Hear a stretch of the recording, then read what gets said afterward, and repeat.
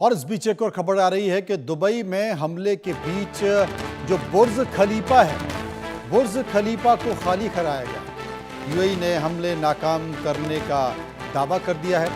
Dubai में भी जोरदार धमाकों की खबर मिल रही है। यूएस नागरिकों की मेजबानी वाली जगह पर धमाके की खबर मिल रही है और लगातार इस तरह के संकेत भी आ रहे हैं। आपको ये भी बता दें कि यूएई में एक पाकिस्तानी नागरिक भी मारा गया है, क्योंकि यूएई का ये कहना है कि ईरान के मिसाइल इंटरसेप्शन के दौरान एक पाकिस्तानी नागरिक की मौत हो गई है। ईरान ने अमेरिकी इजरायली हमलों के जवाब में यूएई स्थित अमेरिकी सैन्य अड्डों को निशाना बनाया था, जिसमें एक पाकिस्तानी नागरिक की मौत हो गई है। उधर सऊदी क्राउन प्रिंस ने भी चिंता जता दी है। सऊदी क्राउन प्रिंस मोहम्मद बिन सलमान ने यूएई पर हाल में हुए ईरानी हमलों पर चिंता जताई है।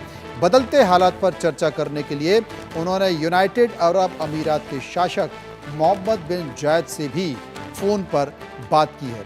हमलों की टाइमिंग पर भी ईरान का सवाल है और सवाल इस बात को भी लेकर है कि आखिर हो क्या रहा है। लेकिन जो अरब देश है वो अरब देश परेशान हो गए, उनकी समझ में नहीं आ रहा, करे तो फिर करे क्या। अनुज माथुर साहब मेरे साथ मौजूद हैं।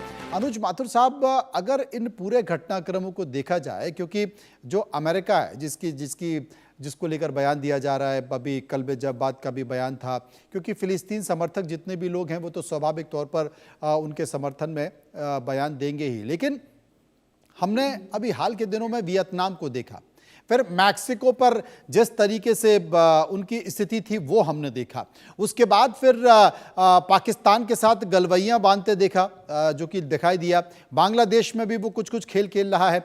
ये जो ट्रंप का बिजनेस, उनकी विदेश नीति और उनका बिजनेस एक साथ काम कर रहे हैं, और उसमें कहीं ना कहीं ये झलकता है कि चाहे वो रेयर अर्थ की कंट्री हो या फिर तेल की कंट्री हो, वो हर तरीके से बाहां पकड़कर मोड़ना चाहते हैं, घुटनों पे लाना चाहते हैं, और वो चाहते हैं कि सब कुछ मेरे अधीन हो।